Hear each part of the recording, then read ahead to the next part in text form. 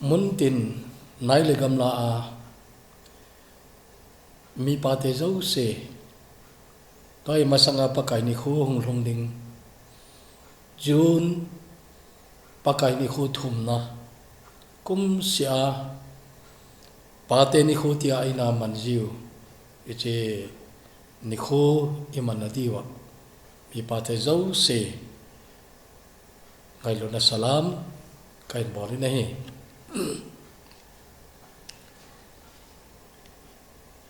Father's Day hi a spelling English an available singular ki koya hin father apostrophe s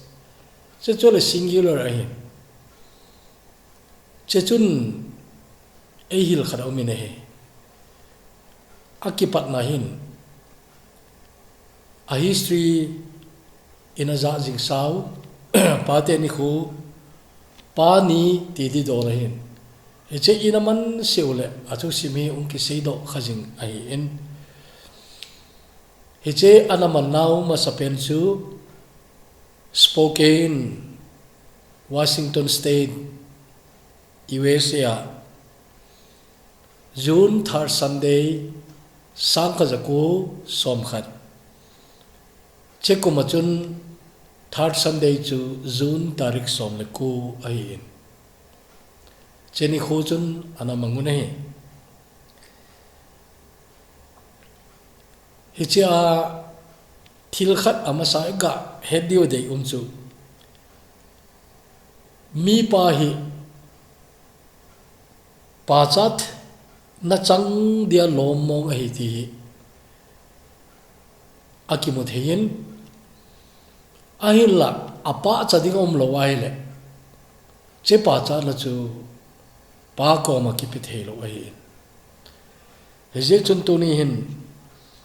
he che hi sau be se lo kan se ding hi in Sunday le Delhi KWS ho pa te ni khu program a ding a jong message khat kana pi in che yong chu ama oka akuna abet thinading ina kila uwa ina bet diu kain ti mi nahi tuni thupi di wahile pa cha na chang dia lom mi pa dia hin chahi Sonora Smart Dot kitinuhin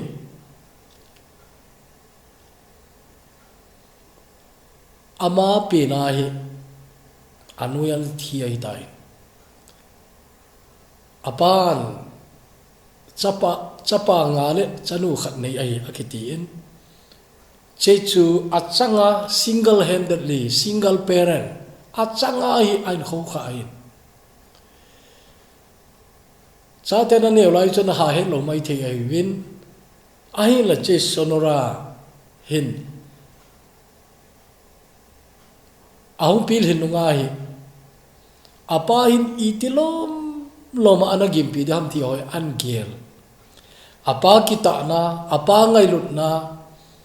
tel apan achate a khot tu dan ho ai tainen he chin phar chun pa hi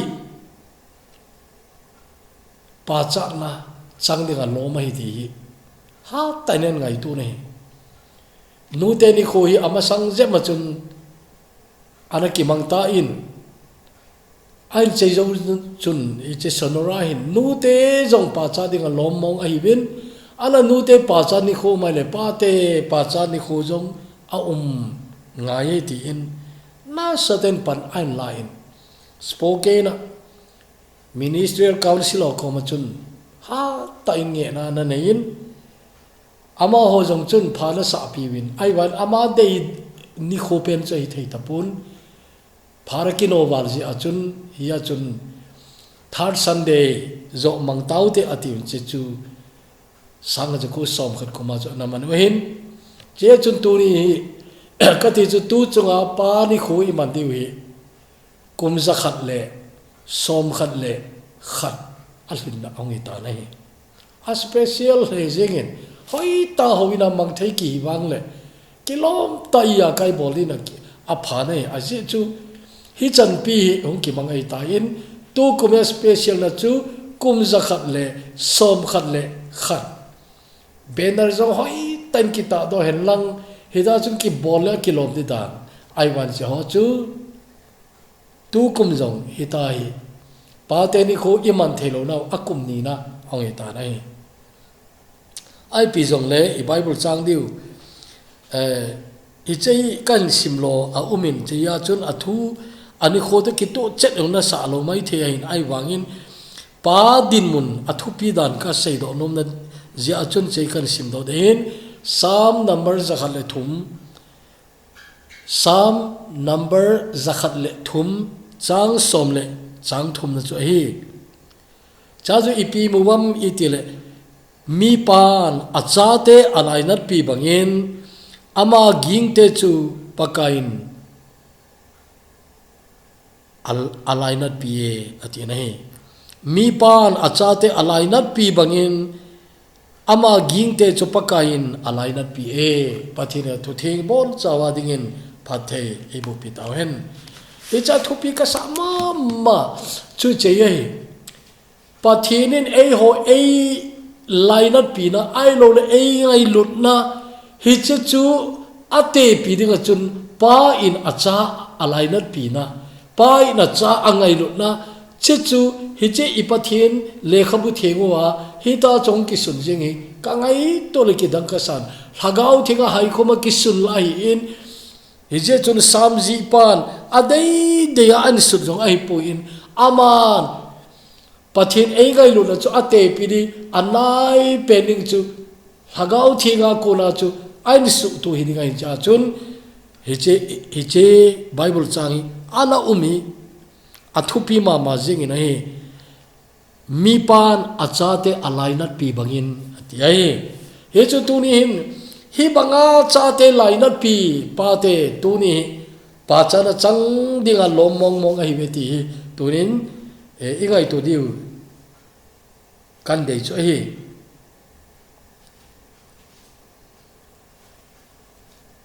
hi je chun pa te pa cha thei dor pa cha na chang dinga lom ai naw point tam lo tu ni an kan sei dinga hen ama sapena chun mi pa kiti along thim pom pia a in sung bit na di a in sung dam na di a in sung senala kona hoi do na ding chi ho ana boi pi chu ai nai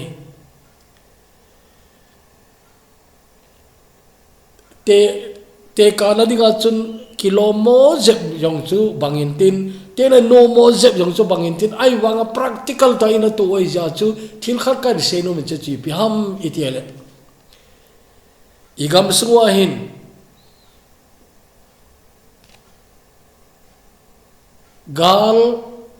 gala ki chana tidam alo le gala boina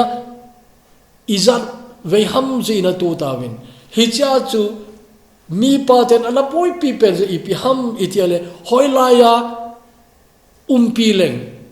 alo a khoile hoilaya jampileng kazi kachahi abidivem ti anabui pipe no chu che chu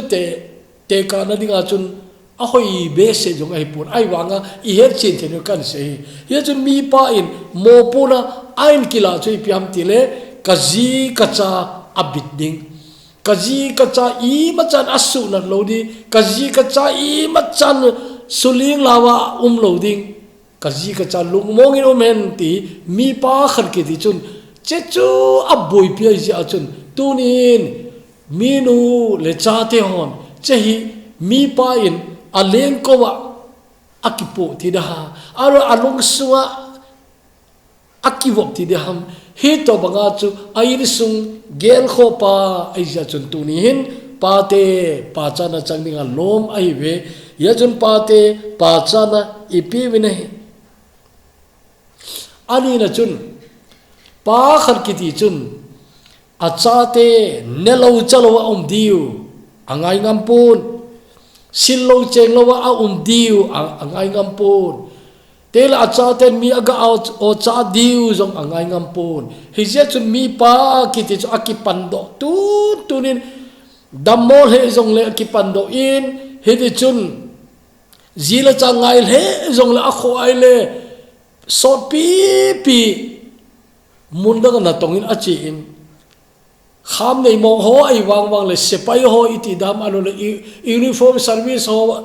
zau se ho i hevin teng le service dang jong i hevin cha chun mi pa ki ti chun aji acha a khotuna be se ja chun ama zo ki pat do ji na he so ta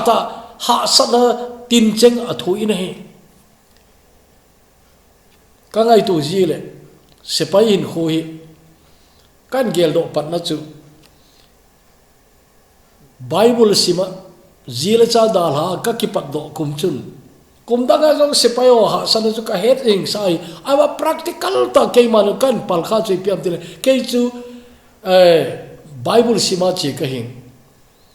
gam pam lam pia Bible sima kala chi lai chun ka cha te neu cha aneu pen kum thuma lien pen kum gen chapang neu cha ka da ha ata chu mi gama ka hin he cha chun ka Bible sim na wang kan lung lu ma zingin hi che pathin thu ka ga sim be chu kaman cha dingen cha ka ga mu na je chun ka tha jo no mi ka lung lu ni nei ai wangin hi chelai ta chun zila cha ngai tu na zila cha ngai na jong a hi in zila cha yet na ti di we o teo tu lai banga fora ki ke homat la ai pu in lekha ikithot le ei lekha thot amu ne chun hapta khat a hlom pe na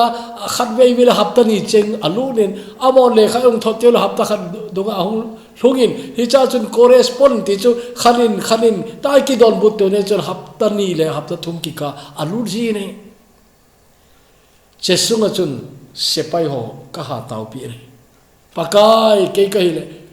koi ma cha thunoi umbe se jong kai poi ke ma ka ki thununa ke ma ni a phachom di pen ka phar ka man ai bo wi nei koi man na khuti ni na khati ni 80 jong ai poi pil hing ta mi nei na vet ko lo ai chu bana tui thei pen dining hall ka ne seng lo ding umahin min amana pi sangin chain hi to bang ka hilaya jong hi banga in sung ka ngai tu o se pai ten ka ta we ka ti ji nei Allah lainat ta zo sepai ji loi khadin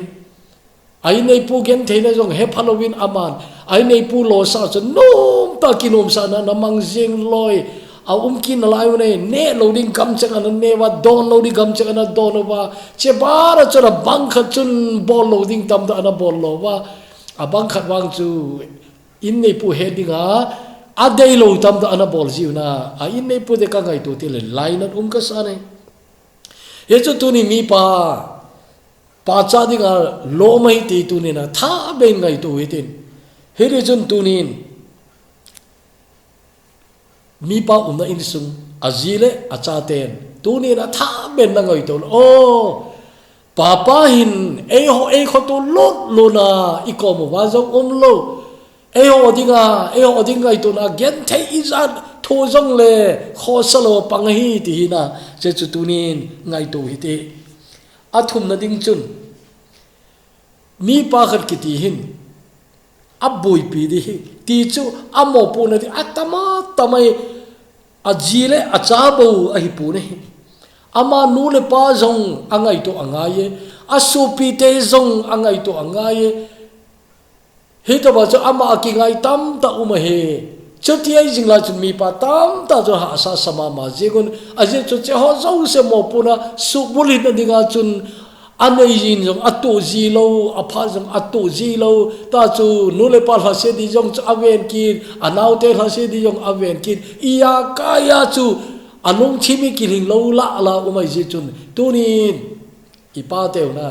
teu wi o ke o he no wa alung kim na izan omde ke o he no wa alung kham na izan omde angai to ne kiling lo la asuma pai jing zong kiling lo wa papa hi tia hina tu ni atha be na ngai tu do theule phale inte cho zo sia ki salung ki ma cho zo sia e o he no wa ana boy jing mi pa tunin pa cha na peu te ti hi tunin kan sei no mai teng le mi pa tam ta in hagawa mo pur an kila kinun he chun acha ping tha nai lo ho aso pi ping tha nai lo ho ain sunga huina changkim nai lo ho chi ho ngai to na chun mi pa tam ta alungkim naw ta sa alungkim naw ki bela na chun hagawa lungkim na hagawa pogi tam ta ne na lai we ti tunin ngai tu hi te he chun tunin cha te wala koi hi jong le napain angai asei do ho I macha don pi lowa na lai hagawa I tawelong pona jong le nangin na dei na mulo mana chu na pa chunga ki phinjing ke na umai le pha tan ngai tun he pa ka bol khil tai na ka hagaw jong nang man nei khotu ka ta sa jong nang man nei ngai tu hi bang lo ma ka dinga chol le gim na hin he pa nei ngai da min tin pa te tu ni atha ben gel lo ite aba na chun mi pa khar ki ti chun ka cha ten mi phate te lo ti a ngai to ai ka cha ten mi phate te wo hen ti in na le khasin di I chana angai tu hamna na le khasin I chana na ngai tu ham I to bang na ngai tu am ti tu ni na ki ngai tu kang angai nei he che sarmon ka ki ngai tu lain ni danga jong khat vei ve ka gel do ji khat vei ve ka pa ji a pathin ka thangwa ji khat e che ka thu simu khat kan sei no min kei ka hi le ka hung sei le na school ka hung kai pat na ahan ba ani sumata kan simwa par class 6 chan chu ka hung sei le na kho ka pu te kho kana belo kanu to he che kho chun class 6 chan ka hung kan simin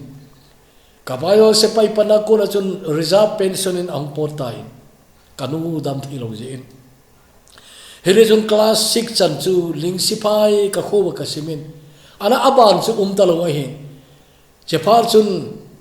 ka pa ko ma pa school hoye ka kaino me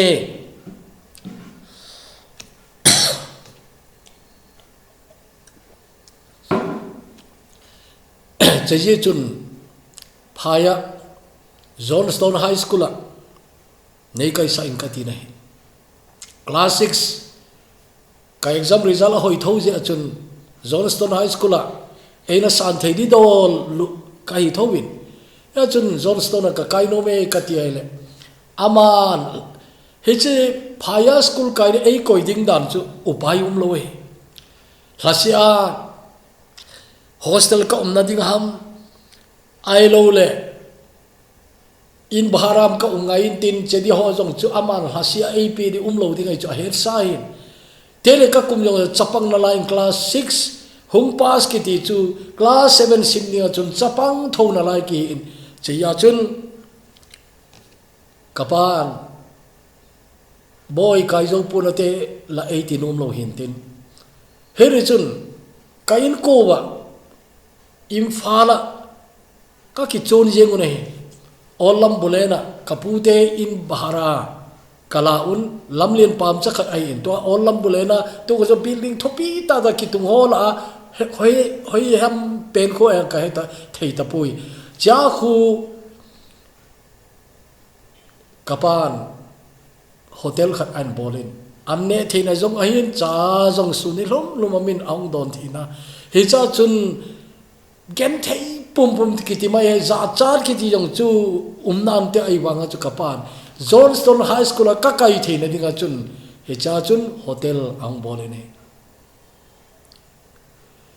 chela chun mi jong phabe se lo hin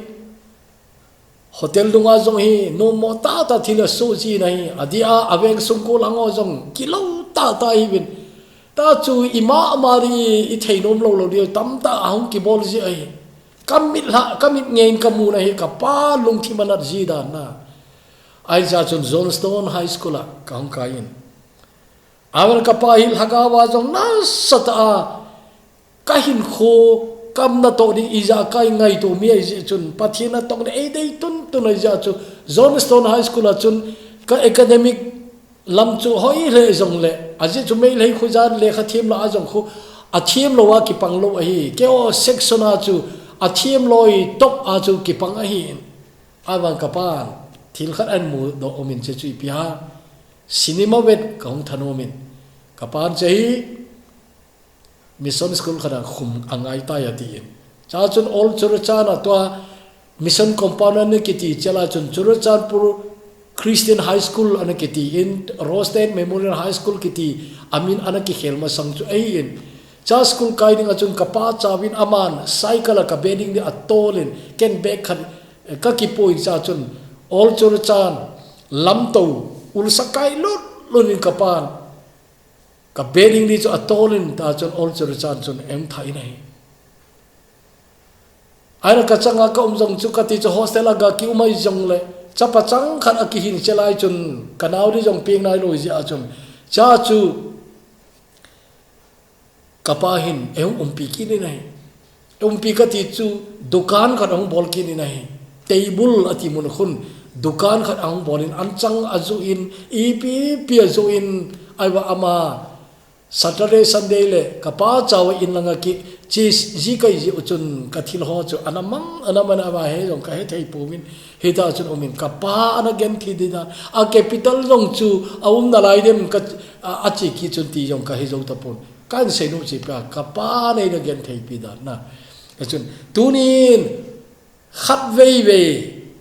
pa te gel do ji te panei ta lo hon na pa te gel do di we kapa ka gel do jin he chun tuni pa zo si ti achan mi an phalel ding ngai ngam lo wai ta chu ha sa zong le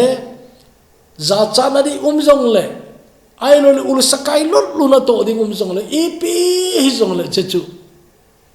ipa te win panala oi ya chun tunin pa te pa chan na chang ding lo mai ve ti tunin atha ben ngai to kinu te teng le tunin chipi hi kana gel do mo na e na ti diu khan ana gel do chu atam zo chi diu ka gi cha e wanga chipi kana gel do mo na e na ti diu khan se nge che chi pi ha nun zong na he nai lo hi mai thei cha te wang wa ni he lo hi mai thei mi pa hi aji acha ding ngai tu na he achanga i mut lo jan tam ta nei ji e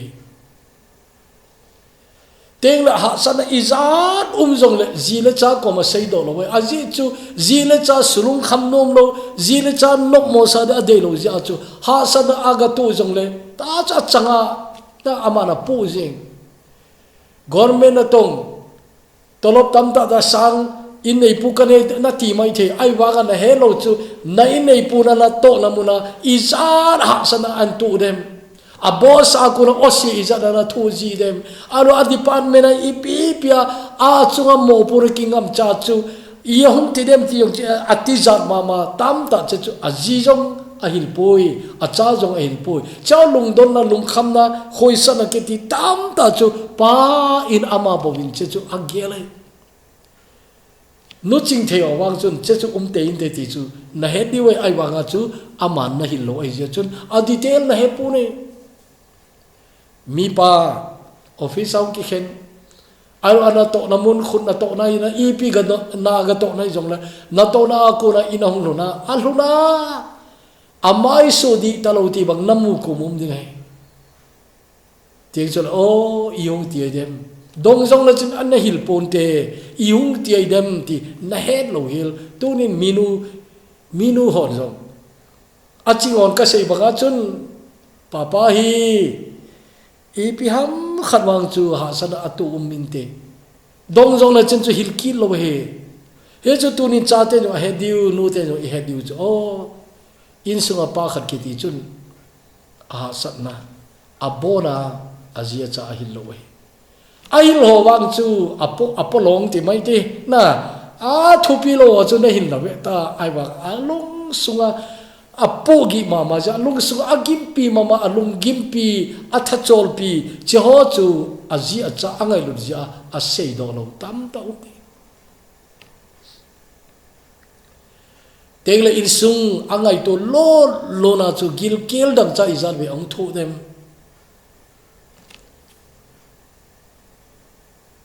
pocket money yong anei ta lo himai the nei jong le na nei jong le ane ngam lo ta za in sung ngai to lo na chu gil kel zong ane ngam lo te di ka ging cha nei sab gam chi khala a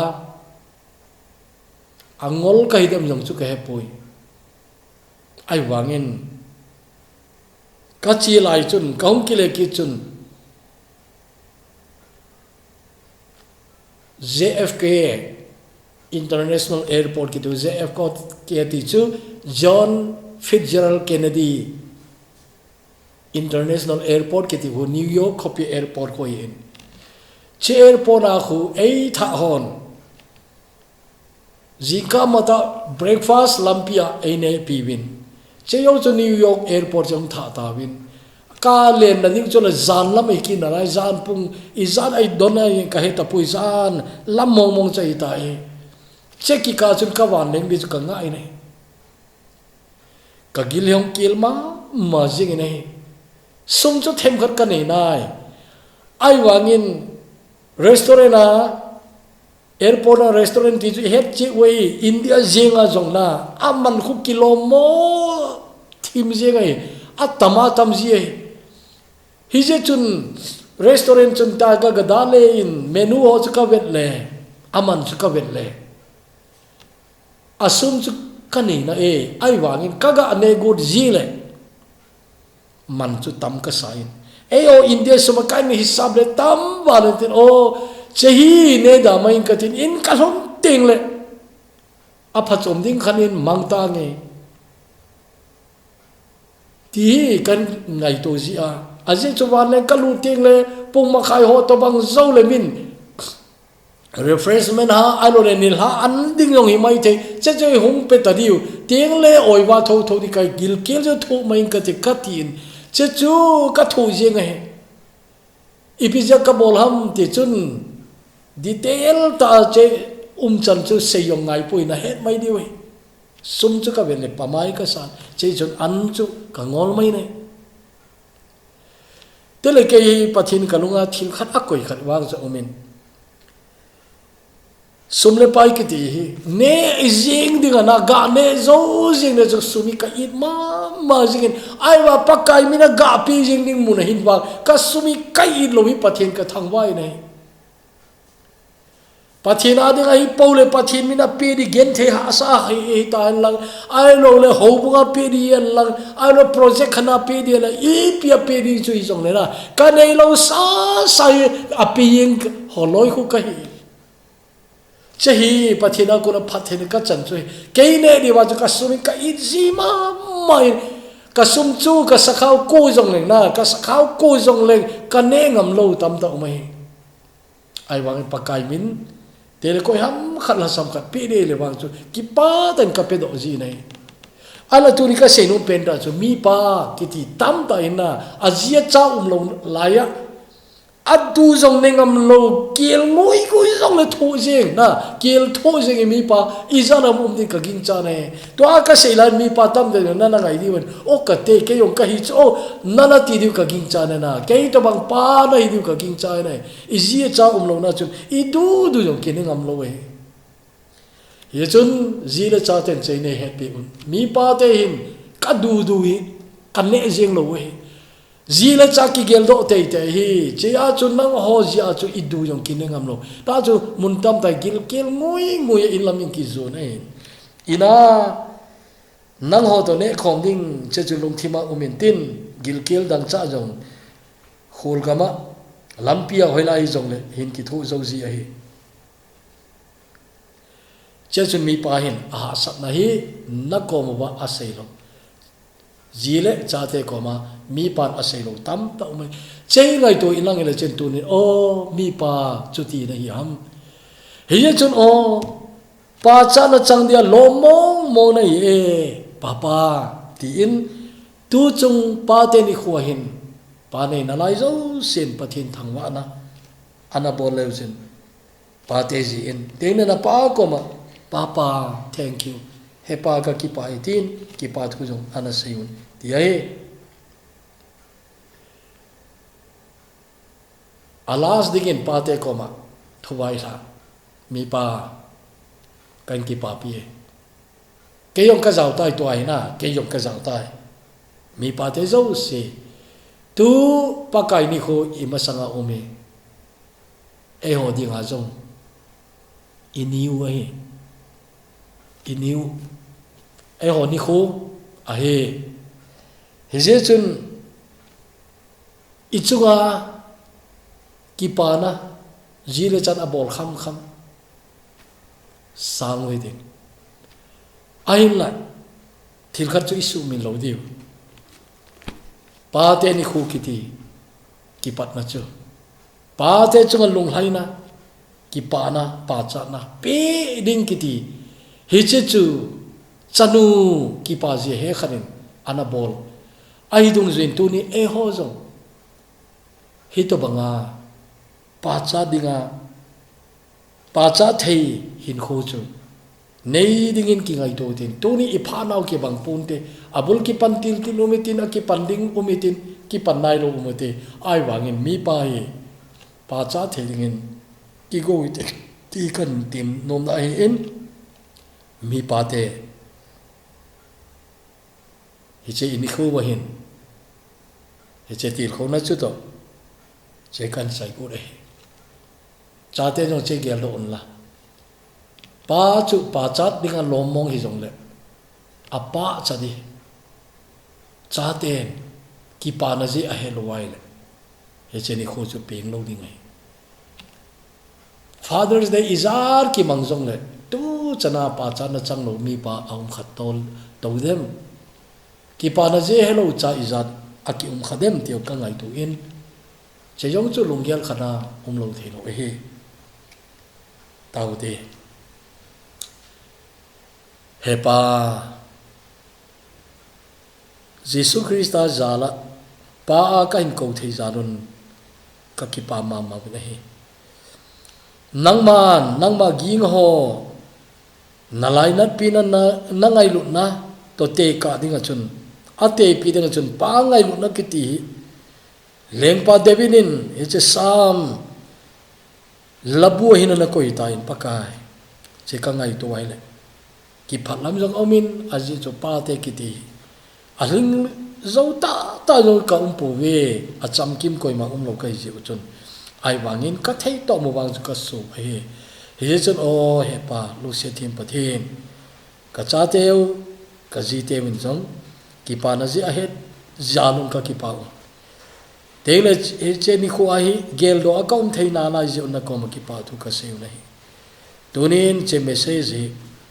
kalunga na koi bang bangin kain sei do ta in pakai